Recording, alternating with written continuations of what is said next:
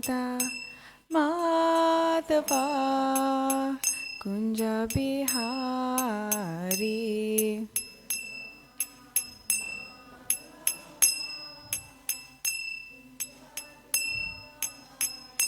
Jaya Radha Madhava Kunja Bihari.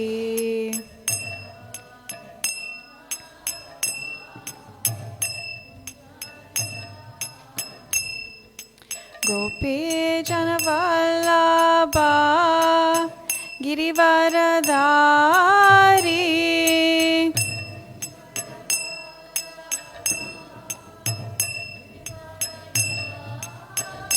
Jaya Gopi Janavallabha Girivaradhari.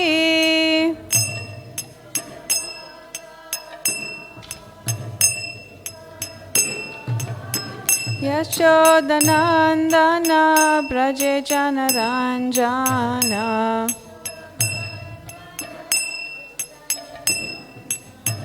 Yashodanandana Braje Janaranjana. Yamuna Tira Vanachari.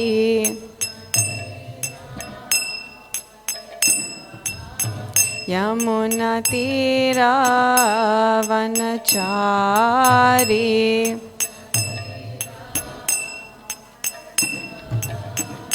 Jaya Radha Madhava Kunja Bihari.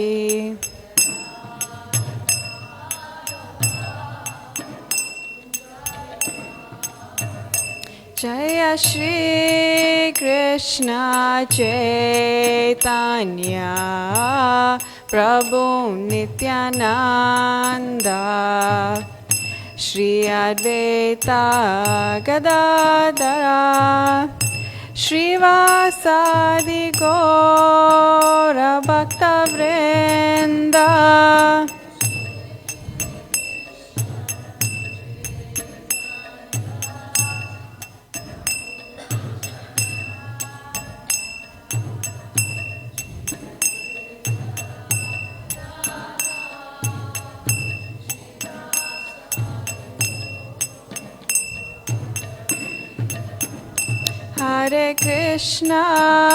Hare Krishna, Krishna Krishna, Hare Hare, Hare Rama, Rama Rama, Hare Hare.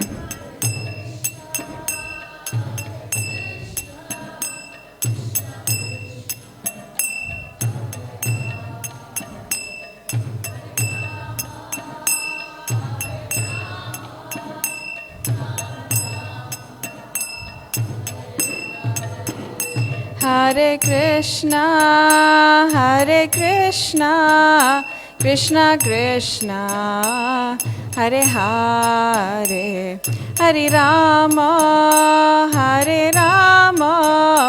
Rama Rama, Hare Hare.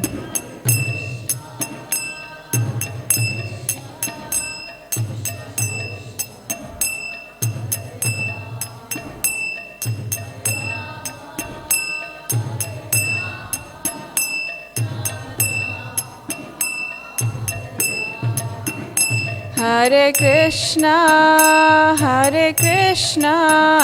Krishna Krishna, Hare Hare, Hare Rama, Rama Rama, Hare Hare.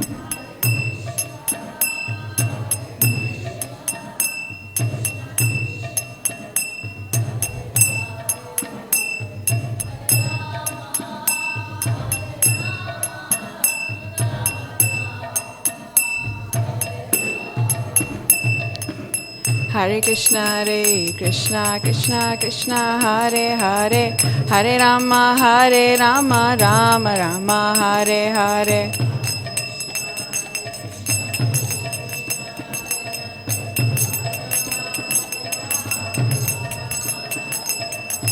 Hare Krishna Krishna Krishna Hare Hare Hare Rama Rama Rama Hare Hare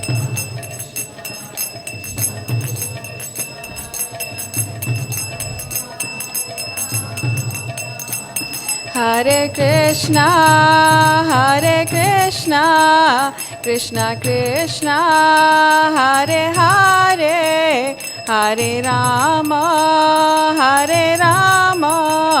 Rama Rama Hare Hare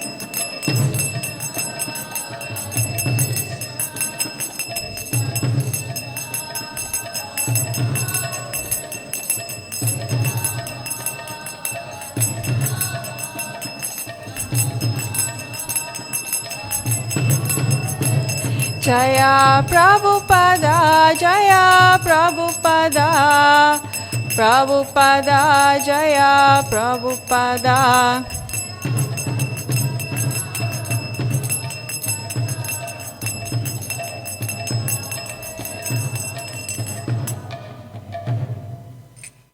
Srila Prabhupada ki jai Harinam Sankirtan Yagya ki jai Nitai Gaura Premanande Haribo. Thank you all for coming today to this special Ekadashi class on Srila Prabhupada Lilamrta.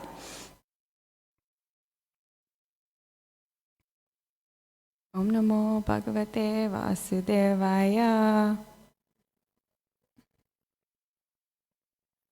Om Namo Bhagavate Vasudevaya. Om Namo Bhagavate Vasudevaya.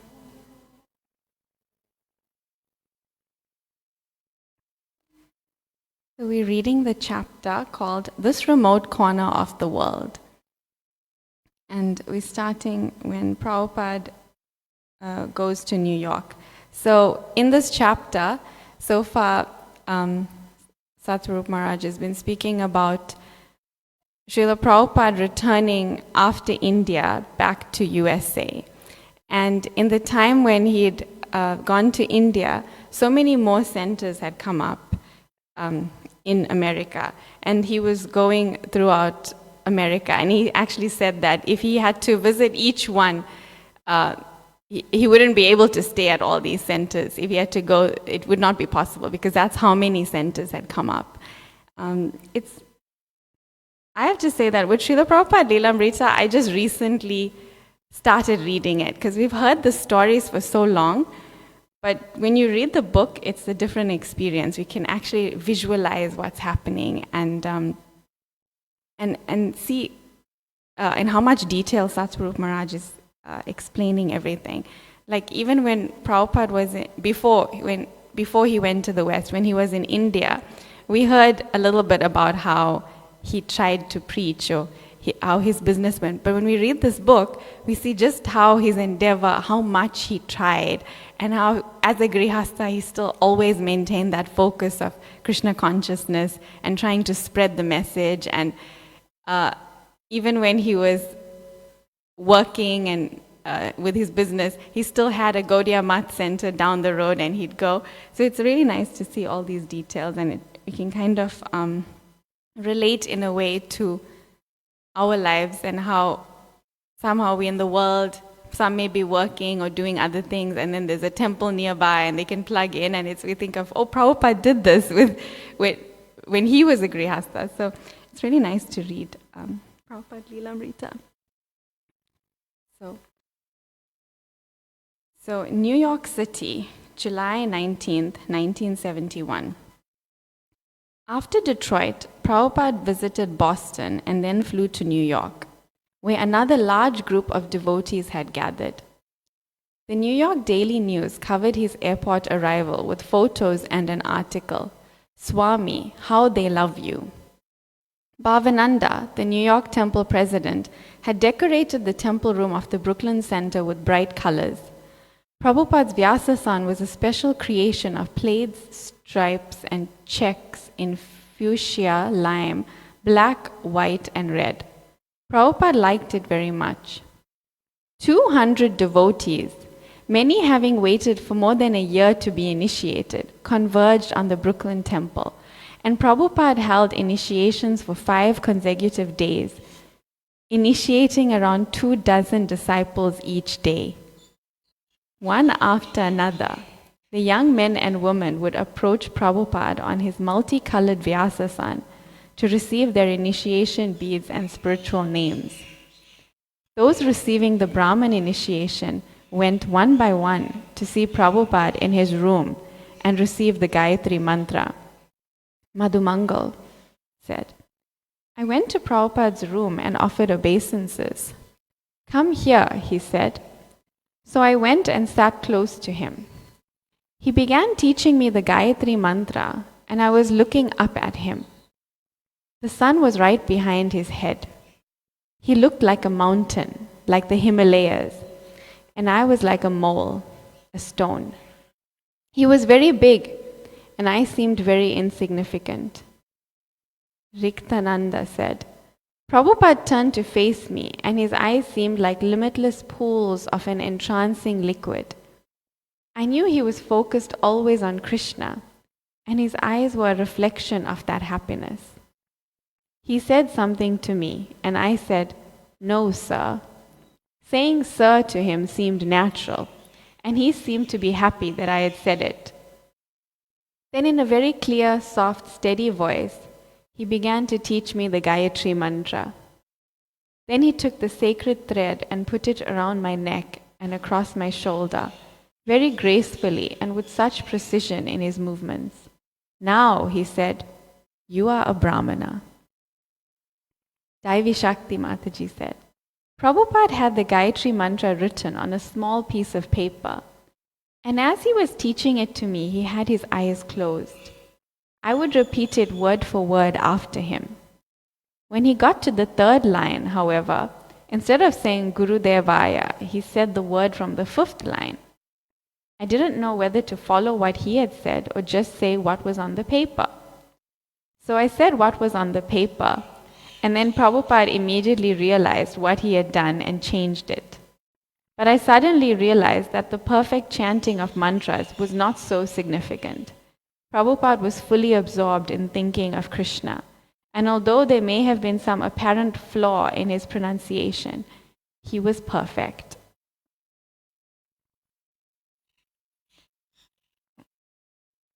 Regardless, I saw that the real perfection of devotional service was to follow Prabhupada. After I received my Gayatri Mantra, I asked Prabhupada if I could ask him some questions, and he said, yes. Srila Prabhupada, I said, I haven't been able to serve you in rapt attention.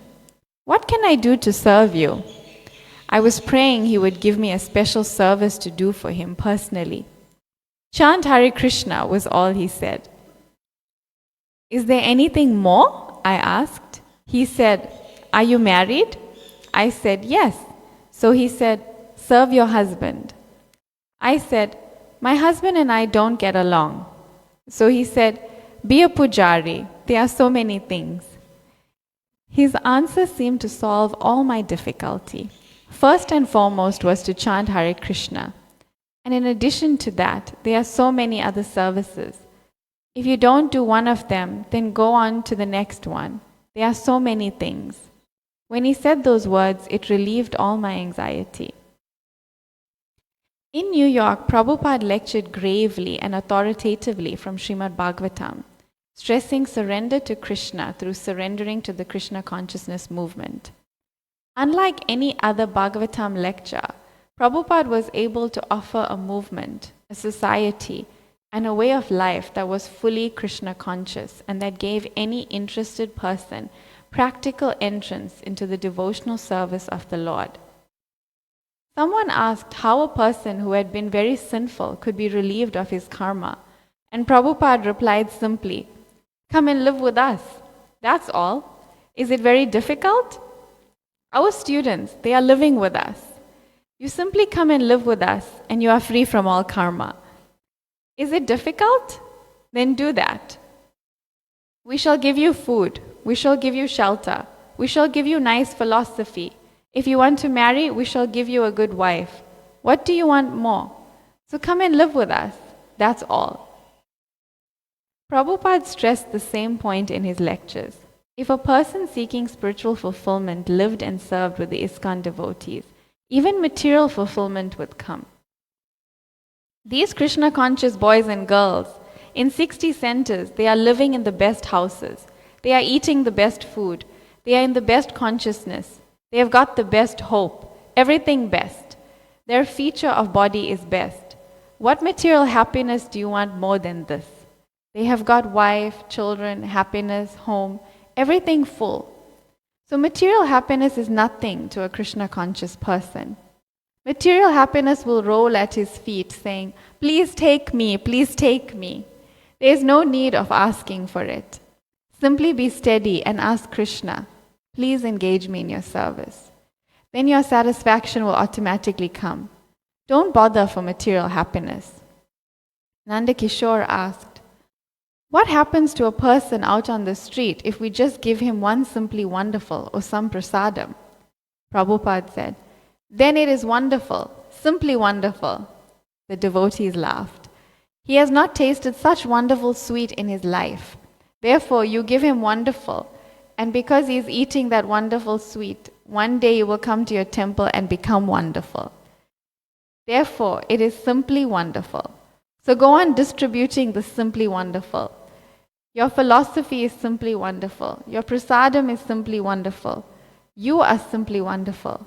And your Krishna is simply wonderful. The whole process is simply wonderful. Krishna acts wonderfully, and it is acting wonderfully. Who can deny it? Kirtanananda Maharaj said, Prabhupada is simply wonderful. While Prabhupada continued in New York, poised to leave for London in a few days, his secretary mentioned that many US centers were still vying for his presence. Prabhupada casually remarked that if any center could arrange a good lecture program and pay his travel expenses plus $1,000, then he would go there before leaving for London. Hearing this, the devotees in Gainesville, Florida, determined to meet Prabhupada's transcendental challenge. The temple president, Hirdayananda, assigned an uninitiated devotee, David Lieberman, to find a sponsor at the University of Florida willing to pay $1,000 for Prabhupada to come and speak. David visited every student organization on campus until he found a donor. Prabhupada agreed to come, even though his secretary informed him that the flight would lay over 2 hours in Atlanta and then continue to Jacksonville, and a 1.5 hour car ride from Gainesville. In Atlanta, July 29, 1971. The 10 residents of the recently opened Atlanta temple arranged to receive Prabhupada during his layover at the Atlanta airport. They prepared a large feast and decorated the Eastern Airline VIP lounge with fruits, flowers, and garlands. Bill Ogle said, although Prabhupada was not big physically, he immediately captured the consciousness of the entire Atlanta airport when he entered. Everyone was watching as he walked, with his head held high, his cane moving gracefully with every step. The airport is one of the busiest in the country, but everyone who saw Prabhupada looked at him in amazement. Airport officials voluntarily began clearing a path for Prabhupada to walk. But what was even more amazing was that he was so submissive to such insignificant disciples as we. Prabhupada entered the VIP lounge with his disciples and about 20 Indian guests. Confronting the portable Vyasasana atop a marble table, Prabhupada declined. The seat seemed unsteady. But the devotees assured him that it was steady. So Prabhupada climbed up, sat down, and began leading a kirtan. After speaking for about 15 minutes, Prabhupada concluded his lecture. This is not sentimental chanting, but it is based on the soundest philosophy, Vedic literature. We have got so many books, and you can buy them in our bookstore. Where is the bookstore? There was a long pause. The devotees had remembered fruits, flowers, the chair, the feast, invitations to the Indians, but they had forgotten Prabhupada's books. Prabhupada continued to wait for an answer to his question until finally the senior disciple, Janmejaya, replied, Prabhupada, we usually have a bookstore. Was all Prabhupada said. Again, a long silence. So, Prabhupada said, looking at the audience, any questions? Prabhupada chatted with the Indians, asking their names and where they were from in India. Most of them were young men with families and treated him respectfully, like a grandfather or a revered Swami. One Indian man, about 35, mentioned that he was getting his PhD in biology. Oh, biology, Prabhupada said. Poor frogs. Everyone in the lounge, except the biologist, burst into laughter. No, the biologist protested, embarrassed. Why poor frogs? Because you are killing, Prabhupada said. But it is for the advancement of knowledge, said the biologist. So it is worthwhile. It is for the advancement of knowledge. All right, said Prabhupada. If I ask you now, will you give your body for the advancement of knowledge? Everyone in the room began to laugh. Yes, I would, the man replied. But the more he protested, repeating, yes, I would, the more ridiculous he seemed, and the harder everyone laughed. How many species of life are there? Prabhupada asked. 50 million, the biologist replied. Oh, said Prabhupada, you have seen them all? No. How many have you seen? Perhaps 5,000. And you are wrong, Prabhupada said. There are 8,400,000 species of life. We have scientific knowledge from the Vedas. Bill Ogle said, after Prabhupada took prasad, we performed a play for him. The play was The Brahmana and the Cobbler. I played Vishnu. It was terrible. I had to be Vishnu and my wife had to be Lakshmi. I was lying down as Lord Vishnu and my wife was massaging my feet. Prabhupada kept looking at me and I thought he must be thinking, who is this rascal playing Vishnu? My feeling was, this is not very good. I shouldn't be doing this. I was very embarrassed to be in front of Prabhupada like that. Jayasena was Narad Muni and he offered obeisances about 100 times throughout the play. Because Prabhupada was there, Jayasena was constantly offering obeisances to everyone and anything.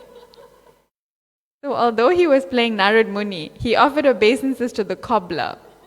But some of the Indians spoke up. They were a little taken aback that Narad Muni, such a great saint, was offering obeisances to a cobbler who is ordinarily a very low-class person. So at this point, Prabhupada interrupted and began to explain. Actually, he said, it is all right that Narad Muni has offered obeisances to the cobbler, because the cobbler is a Vaishnava. Any Vaishnava can receive obeisances, more than a Brahmana. He continued narrating the play. He told the story and we continued acting. It was ecstatic. As Prabhupada was leaving the lounge to board his flight for Jacksonville, a lady in a wheelchair, the mother of one of the devotees in Atlanta, raised herself up and threw herself at Prabhupada's feet. With tears in her eyes, she cried out, I am dying of cancer. Save me, save me. Srila Prabhupada bent down and put his hand on her head. That is all right, he said comfortingly. That is all right. As Prabhupada, garlanded with red roses and magnolias, walked down the corridor toward his plane, the devotees thought that Prabhupada appeared majestic, like a king. He emanated a golden effulgence and he seemed powerful, yet humble. The devotees felt spiritual strength and pledged to follow Prabhupada's teachings. Sri Sri Radha Radhanath ki jai, Sri Chaitanya Mahaprabhu ki jai, Sri Giriraj Govardhan ki jai. They last glimpsed him walking across the airfield toward the small plane that would take him to Jacksonville, his saffron silk dhoti and kurta blowing in the breeze. He turned to them and waved. Om Jnanatimirandasya Gnananjanashlakaya Chakshurunmilitam Yena Tasmai Shri Gurave Namaha. Sri Chaitanya Manobhistam Stapitam Yena Bhutale Swayam Rupa Gadamayam Dati Swapadantika Vandeham Shri Gurun Shri Uttapada Kamalam Shri Gurun Vaishnavamscha Shri Rupam Sakrajatam Sahagana Raghunathan Vitam Tam Sajivan Sadvetam Savadutam Parijana Sahitam Krishna Chaitanya Devam Sri Radha Krishna Padan Sahagana Lalita Shri Vishakan Vitamscha He Krishna Karuna Sindhu Dina Bandhu Jagatpate Gopesha Gopika Kanta Radha Kanta Namastute Sapta Kanchana Gorange Radhe Vrindavaneshwari Vrishabhanu Sutta Devi Pranamami Hari Priya Panchakalpa Tarubhyascha Kripa Sindhubhya Ivacha Patitanam Pavanebhyo Vaishnavebhyo Namo Namaha Panchatattvatmakam Krishnam Bhakta Rupa Swarupakam Bhaktavataram Bhaktakyam Namami Bhakta Shaktikam Jai Shri Krishna Chaitanya Prabhu Nityananda Shri Advaita Gadadhara Shivasari Gaura Bhakta Vrinda Hare Krishna Krishna Krishna Hare Hare Hare Rama Rama Rama Hare Hare Divyad Vrindaranya Kalpadrumada Srimad Ratnagar Simhasanasto Srimad Radha Srila Govinda Devo Prastali Bi Sevyamano Smarami Namo Om Vishnupadaya Krishna Prastaya Bhutale Srimati Kirambakanana Swami Namine Namo Om Vishnupadaya Krishna Prastaya Bhutale Gurudasa Jaiveta Swami Namine Namo Om Vishnupadaya Krishna Prastaya Bhutale Srimati Bhaktivedanta Swami Namine Namaste Saraswati Devi Gauravani Pracharine Nirvishesha Sunyavadi Pasatyadeshatarine.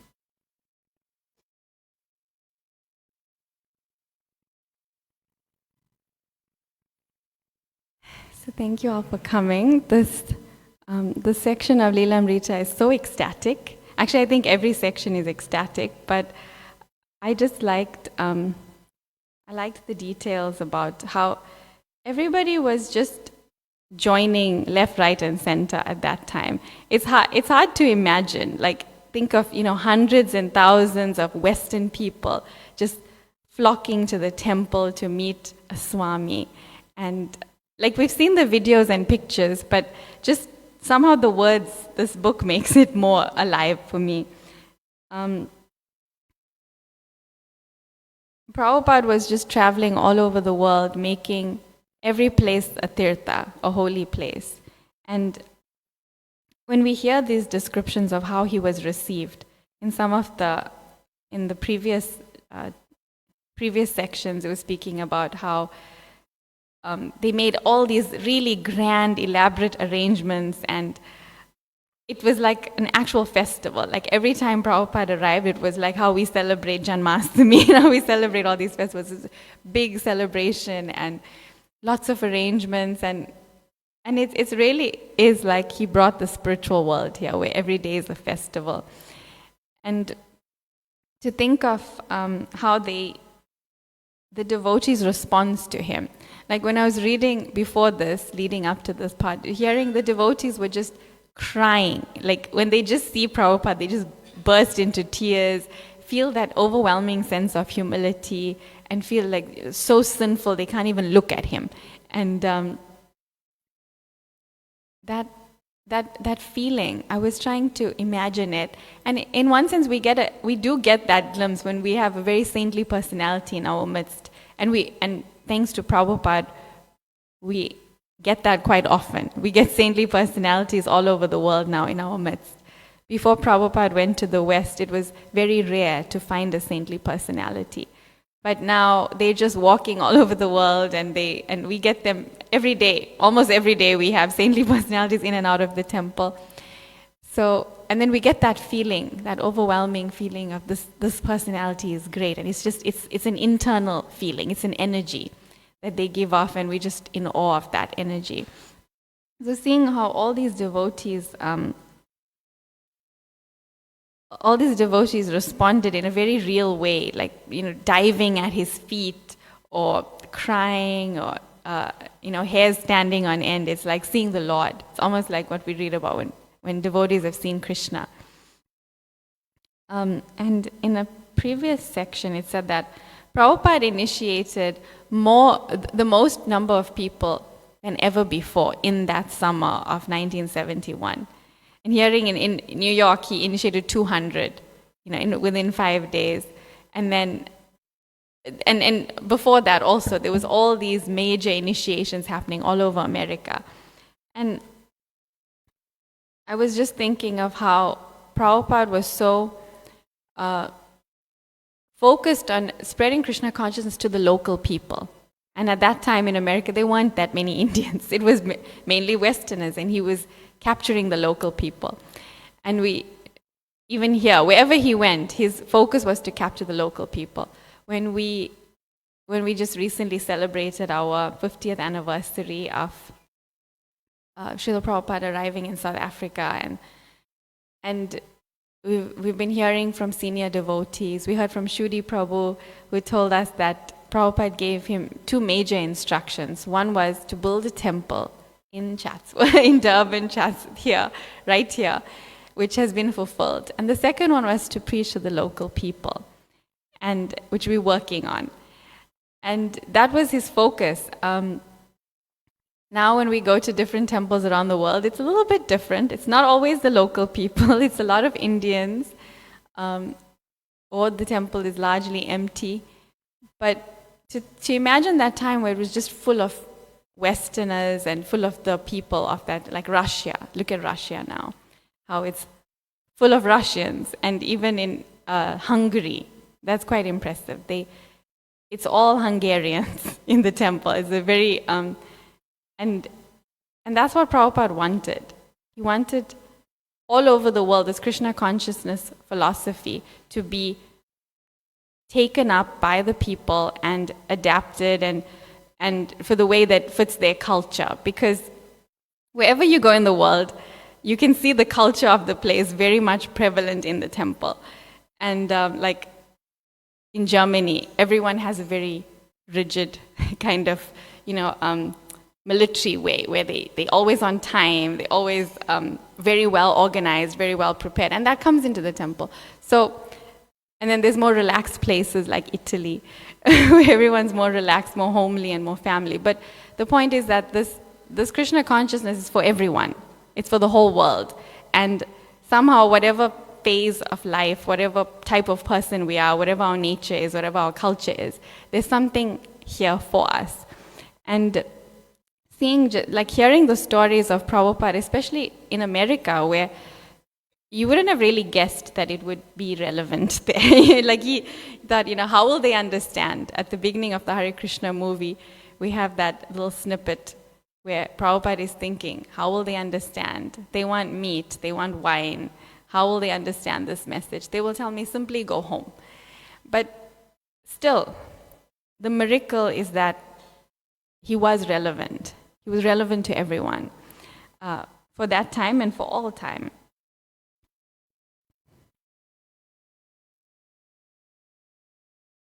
I was really inspired by this one excerpt that we read about how Prabhupada is talking. Prabhupada is preaching very authoritatively about Srimad Bhagavatam, and he was also speaking about how we should not endeavor for material happiness. He's saying that everything is here. When you give your life to Krishna, everything is achieved. You don't need to separately endeavor for material happiness. And I remember, as a newer devotee, this was the hardest thing to grasp. And I don't think I've grasped it, and I don't think we can ever fully grasp this. But at that time, it just seemed inconceivable. How can we just trust Krishna and Prabhupada to make our arrangements for our material life? If we give everything, we're always thinking, but I have to hold back something because I have to make some arrangement for myself. And then I met so many wonderful devotees through traveling to different parts of the world, and just hearing their stories, it always baffled me. I remember there was this one devotee who was traveling with a Harinam Ruchi party all over the world. And they travel throughout the year. And I was wondering, how do you do it? Physically, practically, how do you do it? You're not working. You have no income. How are you traveling all over? And she just looked at me and said, she gave me a very philosophical answer. And I wanted a more practical answer, exactly how is this happening financially? And she just said, when you dedicate your life to the service of Krishna and spreading his glories, then Krishna makes all arrangements. Lakshmi Devi herself is a servant of Krishna, and she will provide everything because you're serving her Lord. And I was like, okay, that sounds good, but couldn't understand it. And then one of my friends, an older Mataji, who has a son who travels all over the world preaching, and very vigorously preaching in many, many, many countries, like more than 100 countries, and he's young. And she said that somehow whenever she's with him, somehow she gets discounts, or things happen where like things are cheaper for her. If she's meant to get a place to stay and it's meant to cost a certain amount, when he's there, she'll get a bigger room, she'll get bumped up and she'll get half the price. And it just, somehow she just gets that allowance. And she said it's because he's dedicating his life to Krishna, so Krishna's making it easier. And when I was in Australia, there was one very inspiring story. There's this devotee who, he has a wife, he has like, I think 5 kids, big house with many rooms, and like every day he's like, okay, let's go on book distribution. And he'd take us, he has a van, he'd take us on book distribution. It'll be a small group of us, and he'll prepare this big pot of halava and distribute it to everyone who comes to get books. And he's just distributing books, and I wonder, how's he managing this whole operation of like almost daily book distribution, but he's got this whole material situation also. And I couldn't put it, because I said, you're not going to earn that much on book distribution. In my head, it just doesn't. How do you, live your life and maintain a family? And then I spoke, one of the other devotees who's known him from the time he was young, I said, how does he do it? Like, to go on books every day without like a full-time, like 9-to-5 job. That's what I expect. To anyone who lives in the world, I expect them to have a 9-to-5 job, like a regular job. And this devotee said it's because when he joined in the 90s or 80s or whatever, as a brahmachari at Sydney Temple, he gave his entire inheritance, all his savings to the temple. He just gave it. He just surrendered everything. And then he's like, so now Krishna takes care of him. And I was like, all these stories, they don't make like logical sense. Maybe they like practically we cannot conceive of it. But hearing these real life stories of people now, not just from the Shastra, it made me think, wow, we really can have a different kind of life. And then we heard that famous story from Shyam Sundar Prabhu of how this is how they were living daily. The Prabhupada's disciples, when they started the movement, they were living like this daily, where they just trusted Krishna, and they did it on Prabhupada's word. It's not like necessarily they had that full faith yet in Krishna, but they listened to Prabhupada. And Shyam Sundar Prabhu has that amazing story where they were, just getting by. And then at one point, they didn't have enough money for the rent for that month.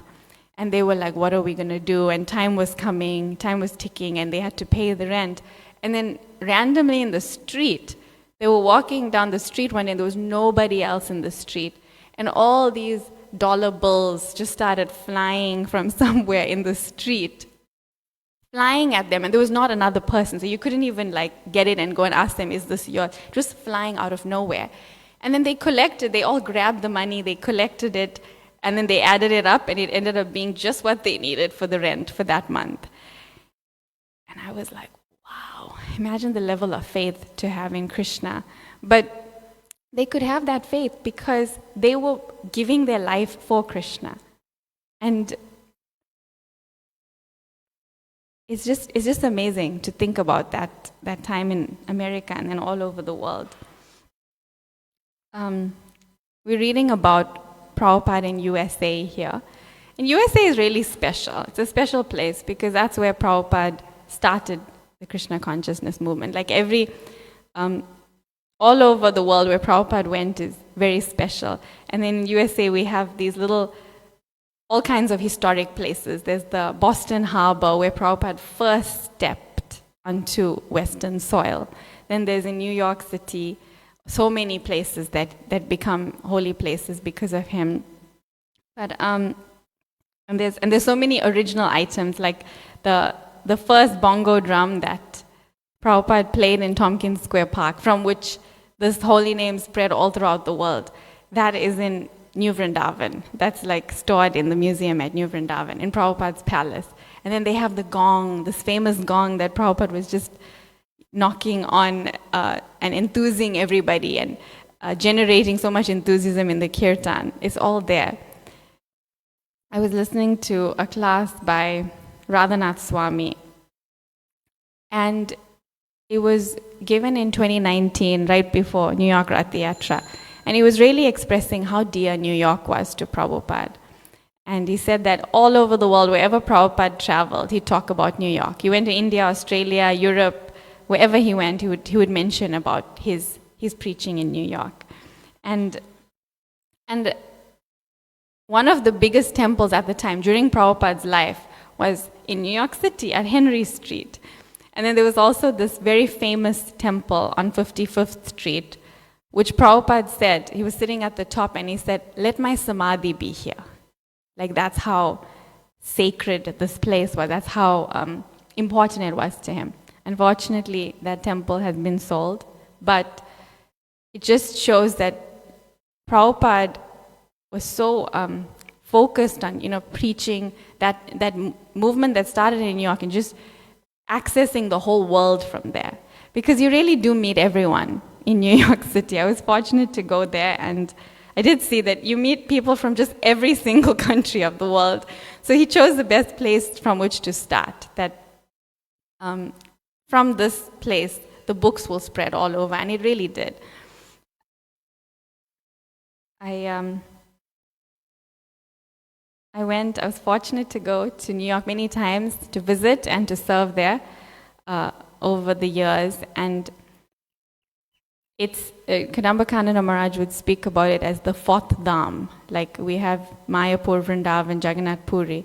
But New York, because this is where Prabhupada started, it's a place of pilgrimage, and that we should somehow always try to go back to visit it in the same way, in the same mood of meditation that we have with Vrindavan and Mayapur.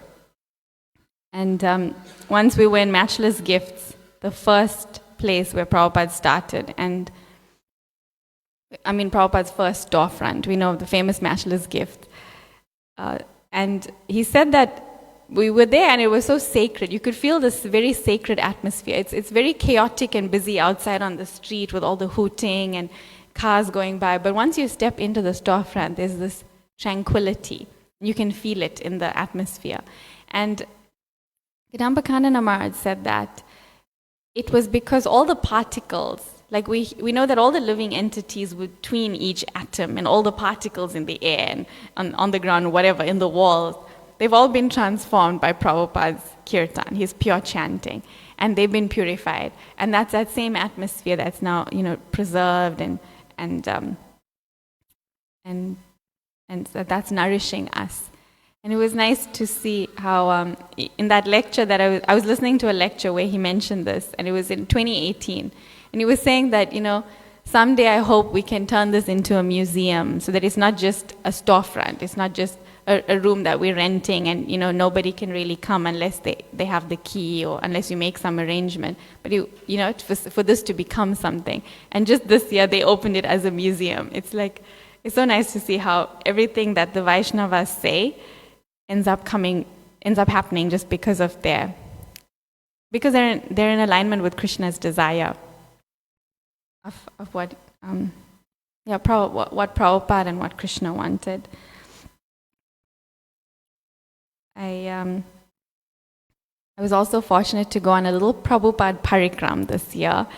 I've been to New York so many times, but I never went on Prabhupada parikram before, like the full, like many places. They just went to Tompkins Square, Matchless Gifts, the usual.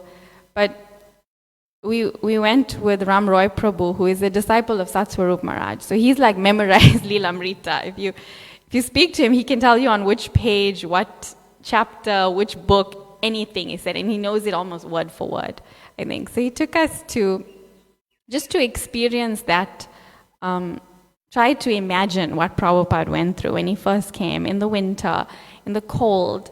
It wasn't that cold when we went, but we went to Dr. Mishra's apartment when Prabhupada first got to New York and where he stayed. And then we also went to the next place he went. Had to stay when Dr. Mishra, when it just didn't work out with him living together, and how he stayed separately from him, but had to still walk to Dr. Mishra's apartment to bathe and cook and things. And so we did that walk in the cold. And it was so far, it took so long. And I thought, oh my word, Prabhupada was staying here, he had to go all the way there.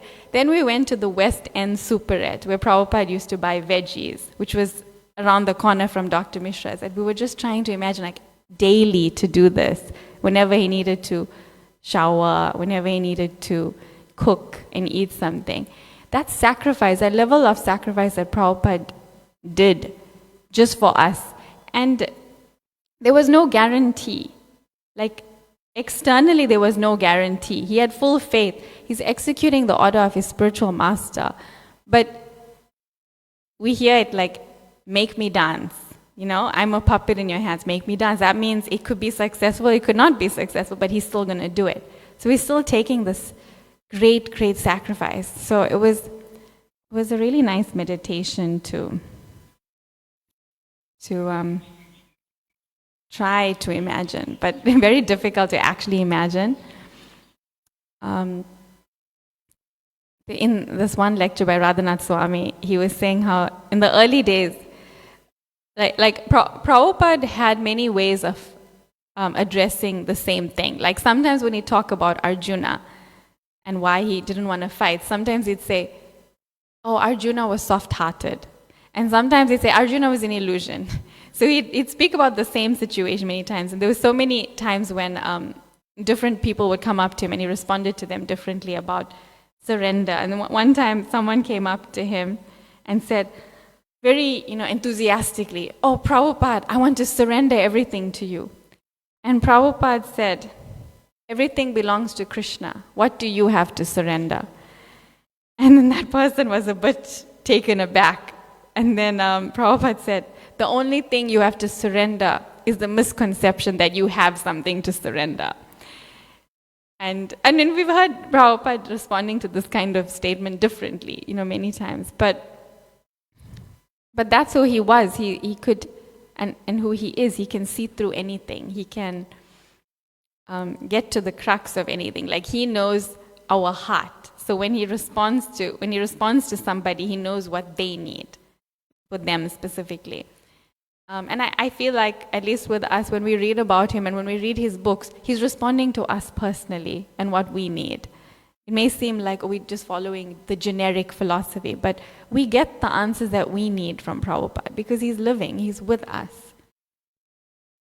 And I know this next section here is on Gainesville, which is going to be very interesting for Rukmini, especially Rukmini and Madhurya with all the university preaching that Prabhupada did. And just to see how from this, this was the beginning, and then how Gainesville has flourished with the Krishna House and how that University of Florida, that relationship it just flourished and flourished. And now from here where Prabhupada first lectured there to hundreds and hundreds, I don't know whether it was 1,000, but there were so many students.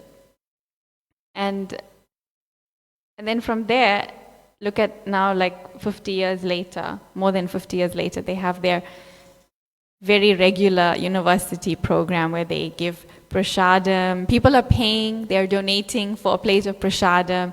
They're coming to the preaching center, the Krishna House, they're learning, and they're growing. And it's all Westerners, it's the local people. So Prabhupada created so much. And this was just from Prabhupada setting a challenge. If any temple can pay, for my travels and $1,000, then I'll go. And then Hridayananda Maharaj took up the challenge. And then look what's come from it. From this initial meeting in Gainesville to just flourishing. So many years later. So Srila Prabhupada's pastimes are actually going on now. In that lecture I was listening to by Kadambakananda Maharaj, one of our godbrothers, Vasudev, asked this question about, we say Krishna's pastimes are going on eternally. They're always continuing. Once he appears in this universe. When that pastime is wound up, he's doing the same thing in another universe, and he's going on. And some devotees have said Prabhupada's pastimes are the same. Like they're always going on. If he's not here, he's in another universe preaching. And Gadamba Maharaj said, well, it's hard to say. It's hard to actually say whether, we cannot know for certain, but that's one side of it. Like he could be in another universe. And then also in this phase, his pastimes are going on. It's extending. We're continuing the pastimes, and he's present. He's present here with us. So I found that really inspiring. I think we have a few minutes if there's any discussion that anyone wants to have or things to share.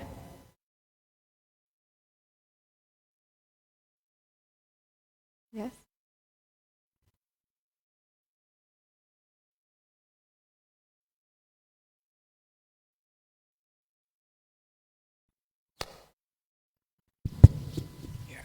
In your travels, Hare Krishna, where do you think it's happening? Like what we're reading, where people are going on, I would imagine, in Prabhupada's time, lots of Harinam, lots of outreach, Sangha, In your travels, is it New York? It sounds like there. They are definitely. I think there's many places that have a very dynamic environment, but I also think it depends on what aspect we're looking at. If it's for Harinam, then definitely New York, because they go daily Harinam, thanks to Ram Roy Prabhu, who started that every day 13 years ago. For the last 13 years, they've been going every day for around 6 hours, sometimes 4 during COVID. It did move around. But New York for Harinam, and then there's certain places like, I'd say for Australia. In Australia, they have a lot of community, like that family spirit is there, at least in New Govardhan farm community. And then because of that family spirit, they very successfully reach out to all different kinds of people. It's a very diverse place. So when you go there, you're not going to go into just a temple with Indians. It's very, all kinds of people come there and very happily coexist and thrive together as a community because of their, because of like how they're treated, but also because that understanding of the philosophy, like it's for everyone. So that would be one place, definitely. Australia, New York for Harinam, and even in the UK, like they take the philosophy very seriously, studying the books, teaching, learning. So there's so many places. I feel like here we're really big on prasadam. One thing, prasadam distribution here is like it's on another level. So every place has its area of vibrance, and every place also has things to learn from other places.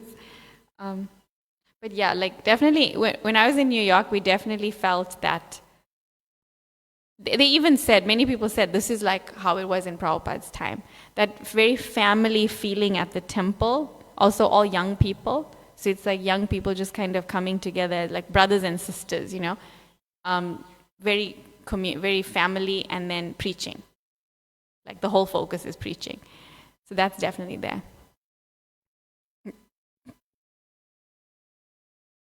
Anything else?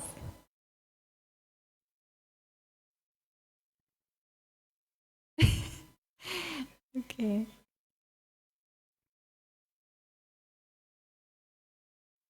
Okay. Grantaraj, Srimad Bhagavatam ki jai. Srila Prabhupada ki jai. Nitai Gaur Premanande.